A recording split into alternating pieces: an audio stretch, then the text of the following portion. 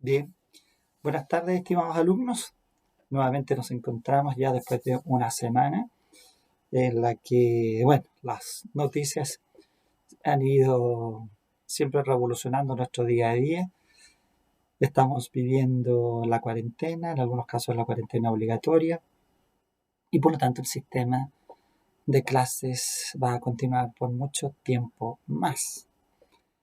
Espero que ya hayan regularizado algunos su situación. Durante la semana me fueron llegando algunos trabajos que venían con desfases. Eh, la idea de los plazos del trabajo no es, eh, no es ni más ni menos que asumir que tenemos la clase diaria los días lunes y los días lunes hacemos la parte teórica y podemos dejar eventualmente también un taller. Ya, esa es la idea. El taller lo que busca es simplemente poner, digamos, o aterrizar lo que hemos visto. ¿Ya? Sin perjuicio de que obviamente nos vaya sirviendo para ir construyendo notas. Pero la idea es que ustedes los lunes estén dedicados a sucesorio en la tarde. ¿Cierto? Esa es la idea. Y algo que ha costado mucho en el último tiempo y se han producido eh, algunos debates al respecto en cuanto a que el grado de disciplina que tenemos todos en el famoso sistema ahora de estudio o trabajo a distancia. Bueno, esta semana me imagino que ya vieron los elementos pintorescos que por ahí una senadora de la República estaba en teletrabajo eh, en su habitación y con una copa de vino. Y lo traigo a colación, no porque quiera someterlo a juicio, sino que en el fondo para generar un poco la opinión de qué va a ser el futuro en el sistema del teletrabajo. Porque si estamos en la casa, significa que podemos hacer un trabajo diferente desde las condiciones de la casa. No sé si se han fijado que muchas de las entrevistas a las personas que están hoy día dando entrevistas igual que yo, esto así, parece que todo el mundo quiere poner los libros para demostrar que estudia. Así que yo creo que la próxima semana vamos a ver si cambiamos. ¿Ah? Eh, pero muchos están con barba, los varones. Entonces, uno podría decir, bueno, si él fuera a la reunión, si él fuera a la clase, ¿estaría con la misma barba? Entonces uno se le empieza a pensar, esto de trabajar en casa, a lo mejor es cierto. A lo mejor tenemos que entonces ver otra forma, porque yo dentro de mi casa tengo otro estilo. Y en ese caso, entonces, las personas que me reciben del otro lado tendrán que asumir ese estilo. A lo mejor sí, porque a lo mejor ustedes, por ejemplo, ahora ven la clase en la mesa, tomándose un cafecito, preparándose un pan con mantequilla y, ¿ah? Y eso es libertad, porque es su casa, es su mesa, es su ambiente. Nadie podría imponerle que usted, no, a la hora de la clase tú te sientas como corresponde. No, ¿cierto? Entonces, pero son cosas que nos van a servir para ir visualizando nuestras nuevas vidas. Por eso pienso que no debemos juzgar, sino que al contrario debemos simplemente ponernos a pensar cuáles van a ser las reglas de nuestro futuro sistema de trabajo o de estudio. Me acordé mucho de don Andrés Bello. Muchas de las disposiciones, lo hemos conversado, ustedes ya están al final de los civiles, así que recordarán muy bien esto, que uno suele a veces imputar a Bello que durante, digamos, la confección del código, la redacción de los artículos, en algunos casos parecen artículos bastante dudosos, tanto en su redacción como en su ubicación. Entonces uno dice, ¿qué pasó? ¿Acaso Bello se estaba tomando una copa de vino? Se ha imputado, ustedes saben, a Bello se le ha imputado esto. Bueno, parece que a lo mejor había razón. Esta ley que se está tramitando en el Congreso, perfectamente vamos a poder decir, ¿no será que algún senador o senadora estaba tomándose una copita de vino? ¿Estabas haciendo un pan con mantequilla? No lo sabemos. Pero es es una forma de ir también viendo nuestra vida futura. No sabemos qué va a pasar, solo desear que estén bien, ojalá que en el grupo que aquí conformamos todos en sucesorio estén todos bien, no haya problemas, ojalá que la salud esté fortalecida, aliméntense bien, es importante para que nuestro sistema inmunológico también funcione correctamente. Bueno, dicho eso, nos vamos a la idea más siempre que nos asusta en estos días, ¿cierto? La de la muerte. Y pensando en lo que habíamos visto en la clase anterior y cómo funcionaba esto del derecho real de herencia, ¿cierto? Con esta situación de existencia un poco precaria, si ustedes lo vieron en los manuales, aparece como un derecho de existencia transitoria, con una gran complejidad que es que tiene por objeto una universalidad jurídica y con otro elemento que es que como genera un derecho, ¿cuál es el derecho que tiene el adquirente? Sí, sabemos que tiene el derecho real de herencia y se aprecia sobre todo, dijimos, cuando hay una comunidad de bienes y cuando existen además varios herederos, porque ahí entonces se produce esta abstracción de que varias personas son dueñas de un todo. Ese todo es una universalidad. Dijimos que esa universalidad incluso que en cada uno de los herederos se llama derecho real de herencia, puede ser adquirida por el modo de adquirir sucesión por causa de muerte, puede ser adquirida por tradición o finalmente puede ser adquirida por prescripción. Y ahí se dieron cuenta ustedes que para llegar a la prescripción hay que hacer un juego de reglas, 2512, después en la acción de petición de herencia, después en las normas sobre justo título, 704, 1269, 1264. Entonces, eh, esa, digamos, división de las normas nos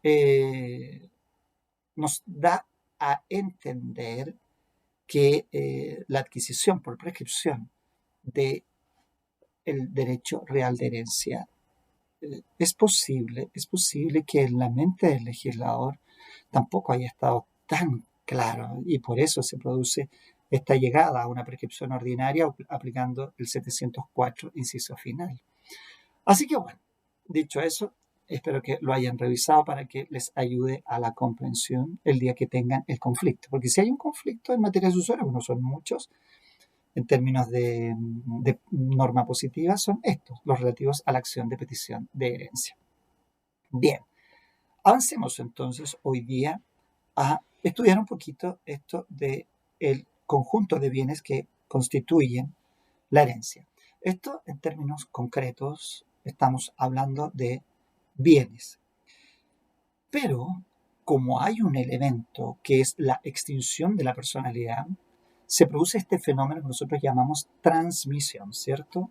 La transmisión desde el causante hacia sus herederos, de una figura jurídica que se llamaba patrimonio bajo distintos derechos que tenía el causante por el efecto de la muerte y la extinción de la personalidad.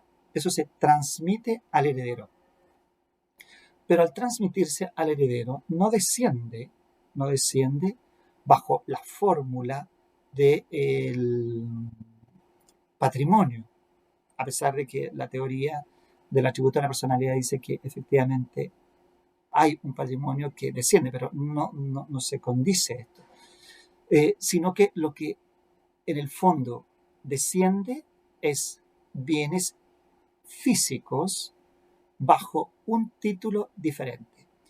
El dueño los tenía bajo dominio, bueno, quien los adquiere bajo un derecho denominado real de herencia, que abarca la totalidad del conjunto de bienes. Es un fenómeno jurídico que podría terminar, sé que no simplemente, esta es una opinión a lo mejor muy destemplada, es decir, que podría uno terminar diciendo simplemente que los bienes se traspasan en dominio a todos sus herederos. Nos olvidamos del derecho real de herencia, pero eso obviamente generaría algunas consecuencias que habría que también modificar. Así que bueno, tenemos entonces esa figura. Este caudal hereditario, sin embargo, mientras está vivo el causante, ustedes saben que puede estar integrado por un sinnúmero de bienes. De hecho, hay activos, hay pasivos, hay bienes que son corporales, que la mayoría de las personas hablaría de bienes físicos, pero también hay derechos. Y ustedes saben que los derechos, de conformidad a nuestro 565, son cosas incorporales. Entonces, todo esto está comprendido en el activo del sujeto. Y todo eso viene, que pasa, por ejemplo, si yo tengo arrendada una propiedad. Imagínense en el caso de lo que yo arriendo una propiedad comercial. Piensen ustedes, el día de mañana van a empezar a ejercer, a lo mejor al comienzo arriendan una oficina, ¿cierto? Y usted se proyecta como abogada, como abogado, tiene arrendada una oficina frente a los juzgados civiles. No barata porque es un sector caro. Supongamos que paga allí 800.000 pesos mensuales. Usted tuvo un golpe de suerte al iniciar y dijo, ¿sabe qué? Al dueño le voy a pagar de inmediato el año completo. Estamos hablando de una cantidad importante. ¿Ah? Ya ni me acuerdo cuánto es 12 por 8, ¿no? Son 64, no recuerdo. No, qué vergüenza, ya estoy malo para los números.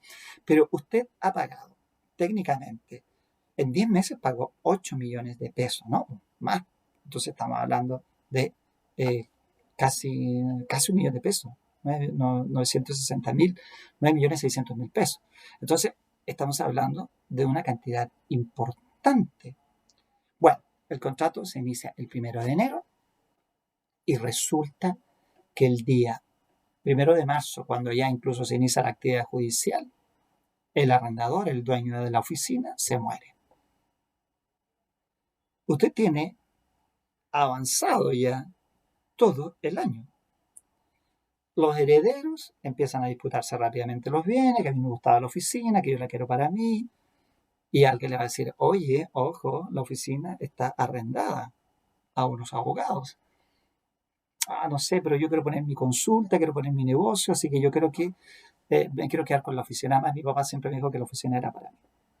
Bueno, pero por mucho que papá le haya dicho, y que inclusive existe un testamento que señala que él se queda con la oficina, ese derecho que efectivamente tiene él, para usted, ¿se mantiene o no se mantiene? Para la comunidad hereditaria pasó la obligación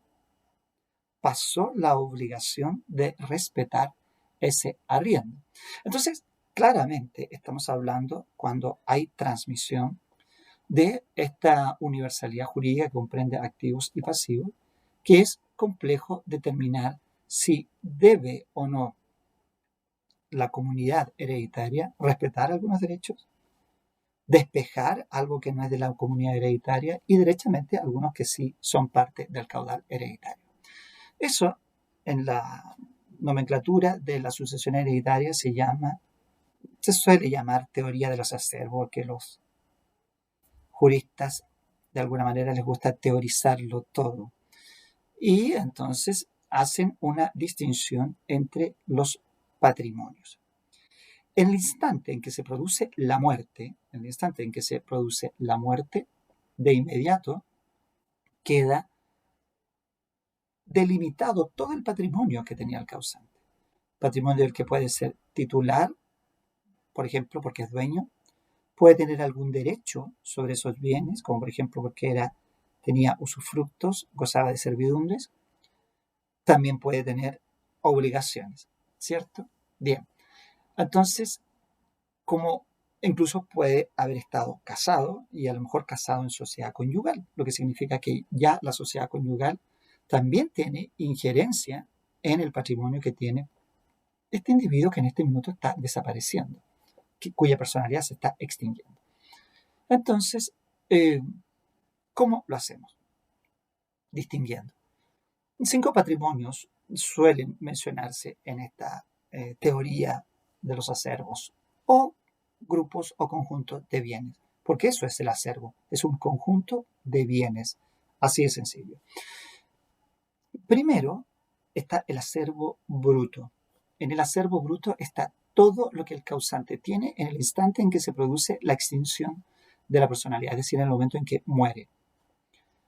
Por tanto, ahí está confundido con bienes que en ese instante son de la sociedad conyugal, bienes que pertenecían a terceros, por ejemplo, arrendaba él la casa en la que vivía, obligaciones y eso. Bueno, este primer acervo entonces obliga a, antes, fíjense cómo lo dice el artículo 959, antes de empezar la distribución de los bienes, sea que sea por lo que diga el testamento o por lo que diga la ley, según se trate de una sucesión testada o intestada, tienen que separarse los bienes. Esto puede ser a veces una tarea compleja para los abogados, sobre todo cuando se trata de completar el formulario de determinación de impuestos de herencia, porque la herencia solo paga impuestos respecto de los bienes que efectivamente eran del causante y componen el caudal hereditario. Entonces ahí uno lleva su formulario de impuestos internos y empieza la pelea, que era un bien de la herencia, no era un bien de la herencia, es que esto usted tiene que contemplarlo, esto efectivamente tiene que contemplarlo bajo esta fórmula. Y como me pasó a mí, bueno, los abogados somos malos para los números. Aunque tengo que decir que en materia de servicio de impuesto interno, la determinación del impuesto no me fue tan difícil. ¿Ah? Entonces, aquí el punto es acervo bruto. Primer acervo, tenemos que despejar aquellos bienes que no eran del causante. Generalmente se suele de inmediato separar los bienes que corresponden a la sociedad conyugal. Por eso las personas, si ustedes le preguntan a una persona de unos 60 o 70 años, ellos siempre dicen, no, es que yo soy la cónyuge o soy el cónyuge, a mí me corresponde el 75%. ¿Por qué han sacado ese cálculo y se ha como incluso transmitido de boca en boca? Porque la sociedad conyugal es 50 y 50, en términos simples, porque en Chile casi siempre el patrimonio fue la casa y nada más. El resto es el mobiliario. Entonces la gente decía, la mitad de la casa es mía, la otra mitad es la herencia. Y en esa otra mitad, el cónyuge sobreviviente, de acuerdo a las leyes actuales, vuelve a ir como heredero. Entonces, claro, ahí vuelve a ir por un 50%.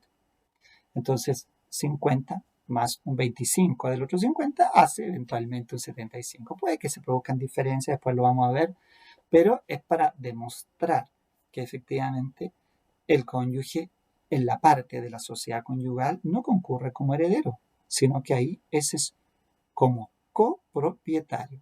¿Ah? Recuerden que el semestre pasado cuando analizábamos la sociedad conyugal decíamos, hechos todos los retiros, hechas todas el pago del pasivo, lo que resta es gananciales y el ganancial se divide por mitad. Bueno, en este caso eso es lo que pasa. Por eso el formulario de determinación de impuesto de herencia, cuando uno completa el formulario, lo primero que dice, esto es sociedad conyugal, esto es herencia. El formulario suele identificarlo como bien propio del causante, bien de la sociedad. Entonces, por eso es importante hacer esa diferencia. Es impropio que lo diga así, porque uno al formulario de determinación de impuestos agrega de inmediato solo lo que es del causante. Por tanto, esto que diga propio social no tiene ningún sentido. ¿Ah? Siempre uno incorpora esa cosa. Pero bueno, no lo hacen los abogados, lo hacen a lo mejor personas que no vamos a decir, ¿ah? Vamos a respetar todas las profesiones, pero he tenido algunas discusiones ahí con algunos contadores al respecto. Pero bueno, a ustedes les tocará y entonces me dirán, antes no, antes respetamos todas las profesiones. Y después también, pero me refiero a que después van los debates.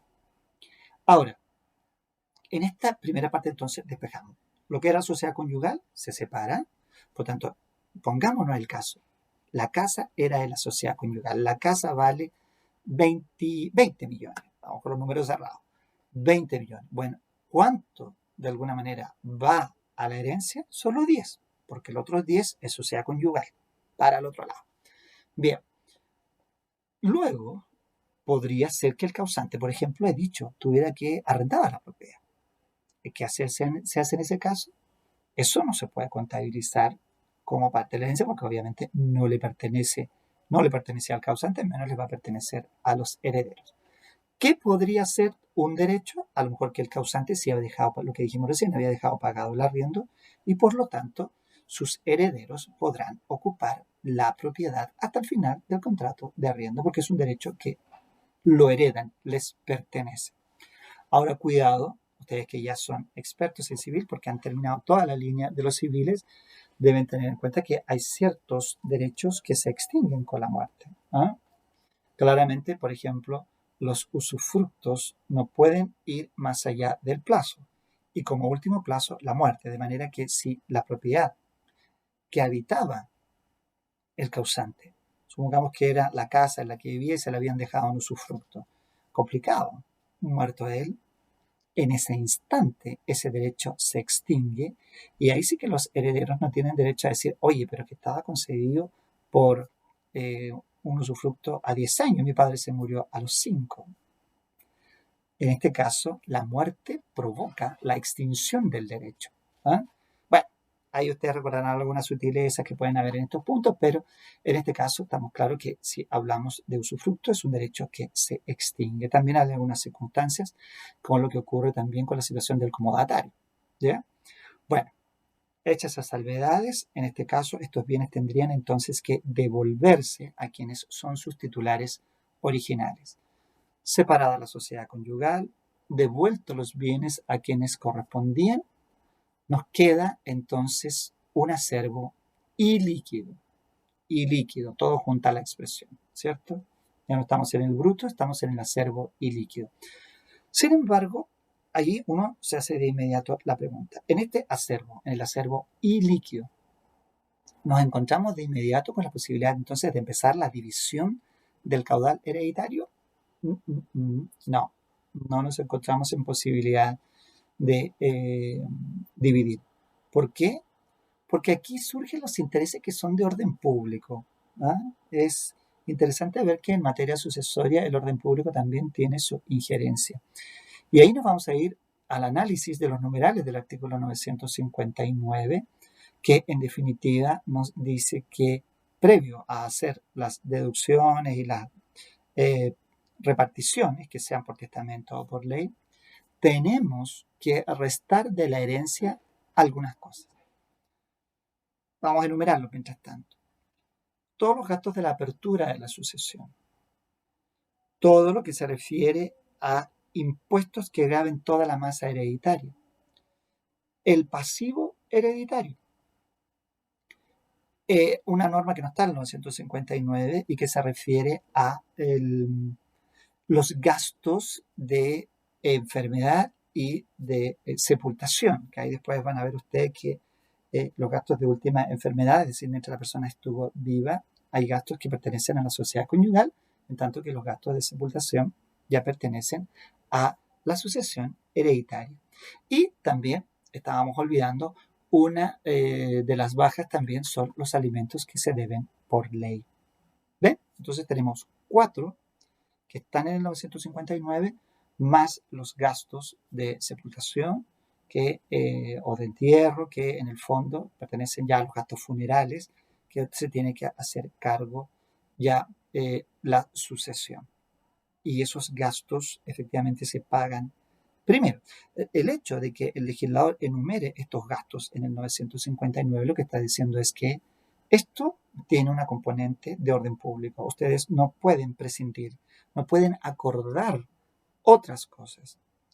Aquí ustedes pagan primero esto y luego lo que quede, si es que queda, va a la masa para la división. Por eso es una norma de orden público desde este punto de vista. El primero, los gastos. Los gastos de apertura de la sucesión, aquí están los gastos de publicación de testamentos, todo lo que tenga que ver con la posesión efectiva, los gastos de publicación de la misma posesión efectiva, son gastos que tienen que... Ahora, este es un tema porque quedan protegidos, según algunos, la partición, y pareciera ser que es así. El problema es que ahí está el árbitro. Por eso nuestras normas sobre derecho sucesorio, lo dijimos en la primera clase, están condenadas a la extinción si en definitiva no se hacen cambios y pronto. ¿Ah? Porque claramente hoy día ir a una partición es muy caro y eso impide que muchas personas que efectivamente a veces están vinculadas a un bien único a veces, no puedan resolver su problema porque el arbitraje es muy caro. ¿Mm? Y si no se ponen de acuerdo, peor aún. Bueno, entonces eso es lo primero. Estos gastos en el momento que quien los haya pagado, si se lo pagaron todos, no hay ningún problema, todo el mundo sufre la pérdida. Pero si nosotros nos encontramos en un pleito, en un juicio, donde vamos a decir, bueno, pero yo pagué el trámite de la posición efectiva. Ah, pero ojo, yo pagué el impuesto de la herencia. Entonces, todo que está más abajo. Entonces, la gente va a decir, ¿quién cobra primero? Bueno, en este primer lugar están estos gastos relativos a la apertura de la sucesión. Luego tenemos lo que se refiere a, vamos a ir de inmediato con el pasivo. No lo estoy diciendo en el mismo orden, pero para ver un poquito las explicaciones que son un poquito más breves antes de llegar a los elementos que se ven por ley, que es un poquito más extenso. El pasivo hereditario es el pasivo que tenía en vida el causante. Ustedes ya saben que aquí es fundamental entender que de acuerdo al 951 el pasivo se transmite. ¿Qué significa eso? Que su papá murió con una deuda en Falabella, esa deuda pasa a sus herederos. Alguien podrá pensar, bueno, ¿y si tenía seguro de gravamen? Bueno, fantástico si había seguro de gravamen, pero si no había, piensen que hoy día existió toda una polémica hace un par de meses atrás, el año pasado, por allí, un poco antes, que a las personas mayores no les dan seguros. De hecho, hay personas que cumplen los 60, los 65 años de edad y Falabella les retira de inmediato el seguro de desgravamen. No entiendo por qué, una especie como de absurdo, porque en el fondo es cuando efectivamente a lo mejor es posible que lo necesiten más. Pero muchas personas no tienen seguros, sobre todo personas mayores. Y por esa razón, seguramente es porque las compañías de seguro saben que van a tener que pagar próximo. Entonces, la misma compañía le dice a Falabella, yo te aseguro a las personas hasta los 60 y los 65 y de ahí para adelante no aseguro nada. Entonces, muchas veces a mí me ha tocado ver que personas me preguntan, ¿y qué vamos a hacer con esa deuda? Esa deuda hay que pagarla, porque Falabella tendría un crédito en contra de la sucesión hereditaria. Yo no puedo decir que Falabella no lo va a cobrar porque eso sería hablar desde los hechos. Y un profesor de derecho no habla desde los hechos, habla desde el derecho. Y Falabella tiene la facultad, el atributo, el crédito y el derecho para cobrar eso. Si no lo hace, bueno, políticas comerciales, pero el derecho lo tiene. ¿Por qué? Porque los herederos de ese deudor adquirieron la deuda. Entonces, pero a eso se refiere el pasivo hereditario. ¿Por qué? Porque hay un pasivo también testamentario, que son las deudas que arrancan del testamento, como si el causante dijera en su testamento y dejó a la Universidad Miguel de Cervantes, por ejemplo, 10 millones de pesos. Esa es una deuda que van a tener que pagar los herederos, la comunidad hereditaria, cuyo acreedor es la universidad. Entonces, bueno, si se da esa circunstancia, entonces sí, tendríamos que decir que eh, es un pasivo testamentario. Ese no tiene privilegio en este 959. El que tiene privilegio es el pasivo hereditario, es decir, las deudas que el causante contrajo en vida. ¿Ya? Bien, ahí tenemos entonces esa circunstancia. Y les decía también que hay un impuesto que es señala el artículo 959 que es una baja general de herencia los impuestos que graven toda la masa hereditaria. Esos impuestos que graban toda la masa hereditaria ya no existen, por lo tanto la nomenclatura del código ahí nunca se ha actualizado y lo que sí quiere referir es que es una baja general de la herencia el impuesto con el que se graban las asignaciones. Si ustedes revisan, pueden encontrarla en el Código de Procedimiento Civil, la ley 16.271, que se refiere a la ley de impuestos a las herencias y donaciones. Señala que las herencias efectivamente son fuentes de riqueza y por esa razón, no siempre, pero en la medida que lo sean, obviamente van a tener que pagar impuestos. Bueno, ese impuesto grava las asignaciones, es decir, grava lo que le corresponde, por ejemplo, a un hijo, lo que le corresponde a la cónyuge. La cónyuge recibe el doble de lo que corresponda a cada uno de los hijos por concepto de legítima rigorosa o legítima efectiva. Bueno, en este caso, cada uno pagará el impuesto en base a esa misma proporción. ¿Ven? Entonces hoy día el impuesto grava según se obtiene. Yo obtuve una parte, bueno, el impuesto es a prorrata de eso que yo obtuve. Ya no es toda la masa, como dice el Código Civil. ¿Por qué ahí en el 959? Porque esto es regresivo. Imagínense que una persona vaya en la herencia como heredero y solo lleve el 1% y tenga que soportar la división del impuesto entre dos herederos, él y otra persona más. O sea, él recibe un 1% y tiene que pagar el 50% del impuesto. Por eso es que el legislador corrigió la norma y estableció que cada asignación contribuye de acuerdo a lo que recibe al impuesto que grava la asignación. Bueno, ahí tenemos entonces otra baja. Tenemos la que indica la ley, la misma ley que estamos refiriendo, que es la ley 16.271, y que refiere a los gastos. Les decía yo que aquí hay gastos de última enfermedad que corresponderán seguramente a la sociedad conyugal, si es que esta era, y a los gastos que corresponden a funerales, que es cuando se produce la extinción, y en ese caso tendrán que ser asumidos por la sucesión. Bien, también se pagan estos gastos con anterioridad a hacer la distribución de la masa hereditaria. Y dejamos para el último las asignaciones alimenticias que se deben por ley.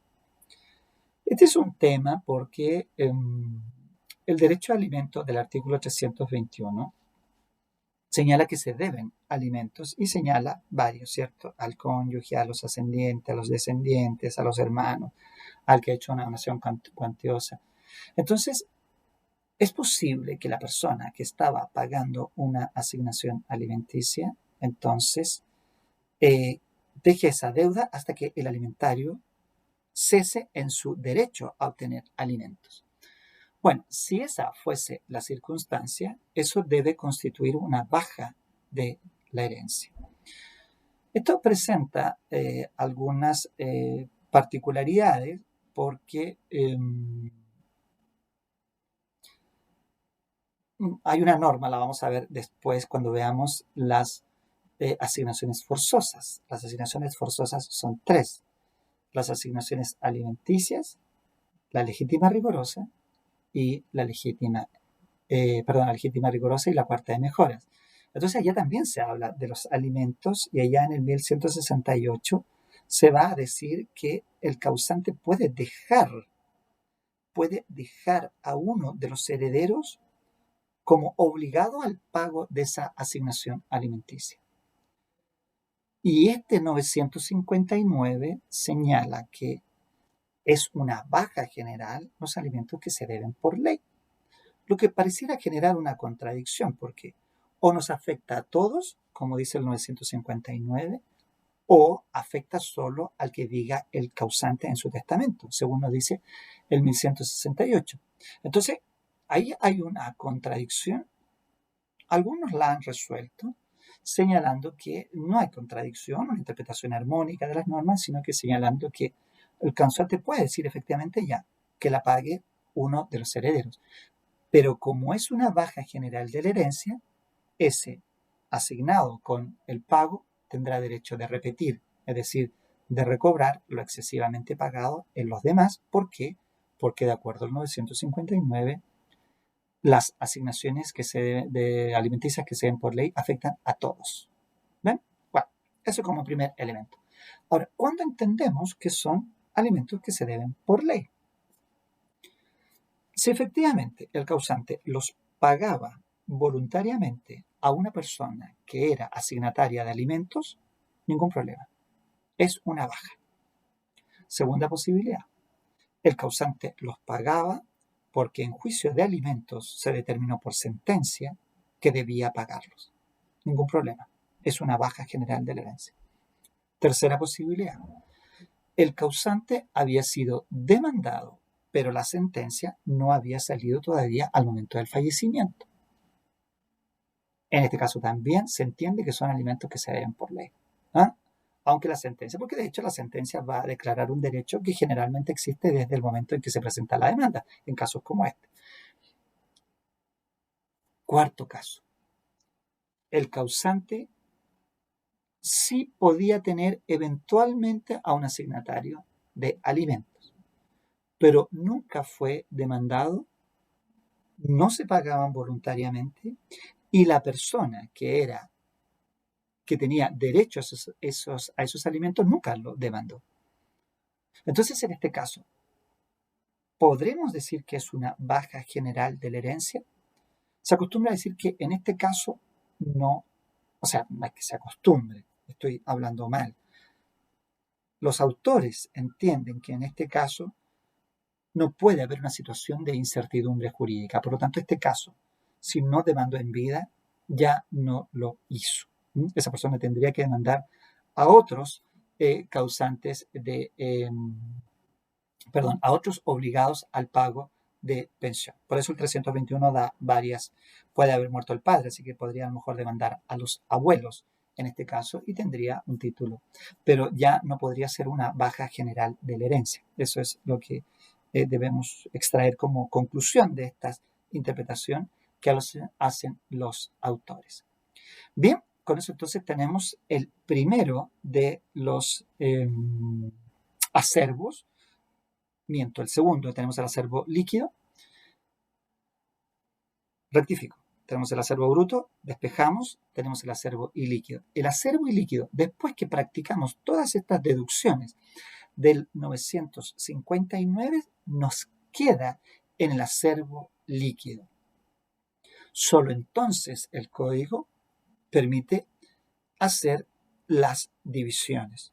Las divisiones que incluso están referidas, después ustedes lo pueden revisar ahí en el 1184, que señala que previa a las deducciones del artículo 959 se pueden ya dividir el caudal, lo que reste, en las 4 partes que indica esa norma.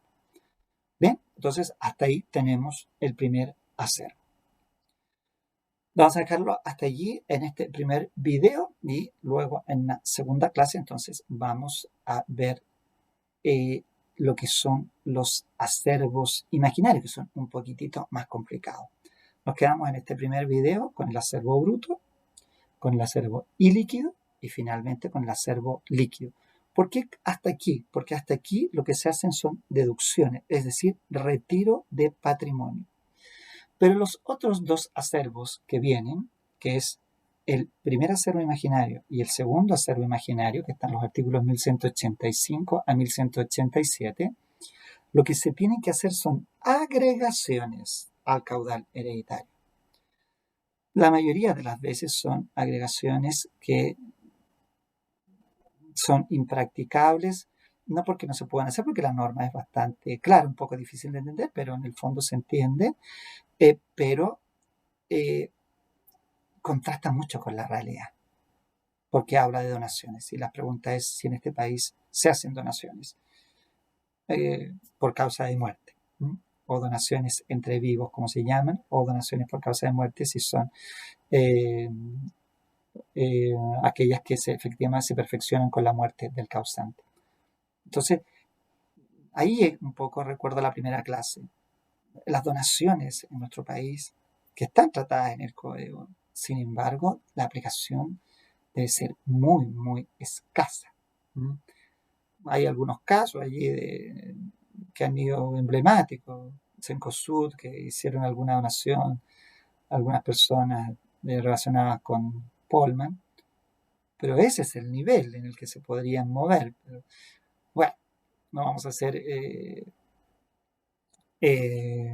comentarios de realidad práctica, sino que vamos a hacer comentarios de realidad jurídica. Bien, quedemos hasta allí entonces con este video.